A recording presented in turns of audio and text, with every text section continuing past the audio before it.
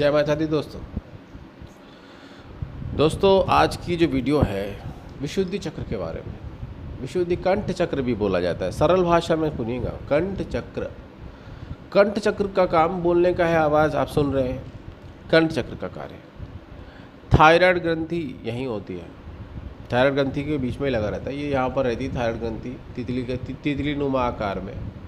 यही अपना कंठ चक्र भी होता है, ठीक है। उल्टा हो गया तो सीधा करने का तरीका तो मैंने सबको बता रखा है।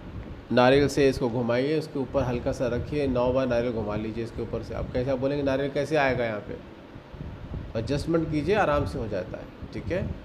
तो जब नारियल घुमा लेंगे रख करके तो ये सीधा हो जाता है।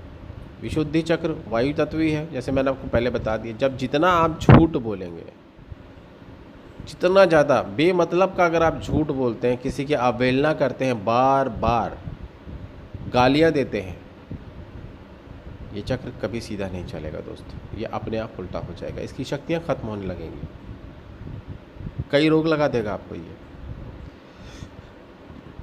कई रोग। वाक सिद्धि प्राप्त हो जाएगी अगर आपने इसको सिद्ध कर लिया। आप जो बोलेंगे वही हो जाएगा। तो उसके लिए बहुत ज़रूरी है सत्य का साथ दें। सत्य बोलना आज की इस कलयुग में संभव नहीं है, लेकिन जहाँ ज़रूरत पड़े वहाँ झूठ बोलिए, क्योंकि कई बार 100 सच के बराबर एक झूठ भी होता है। तो आप ऐसे ही काम कीजिएगा जैसे मैंने आपको बताया। इस चक्र को सीधा करने का तरीका मालूम है आपको, उसका नियम पालन भी करना है, ठीक है।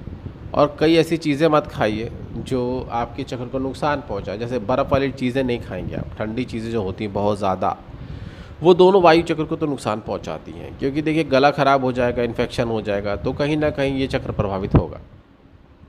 चक्र कितना भी मजबूत हो, आप बार बार ठंडा खाते रहेंगे या कुछ दूषित चीज़ें खाई हैं आपने, तो कहीं ना कहीं आपको ये दिक्कत खड़ी करेगा। तो ठंडी चीज़ों से बचने की कोशिश कीजिएगा। गर्मी है, मौसम है, खा सकते हैं आइसक्रीम वगैरह, मना नहीं है। कोल्ड ड्रिंक्स मत पीजिए।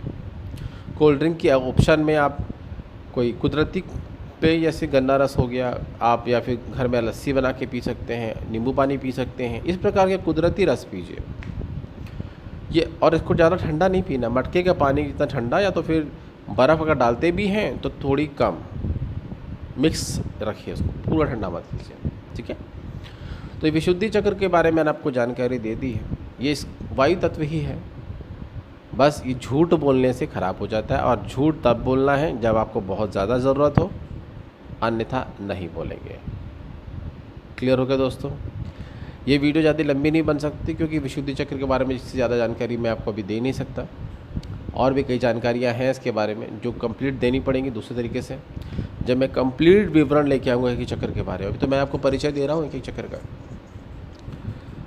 तो विशुद्धि चक्र को अब विशुद्धि चक्र के बाद जिस चक्र के बारे में बात होगी वो है इन सारे चक्रों का राजा।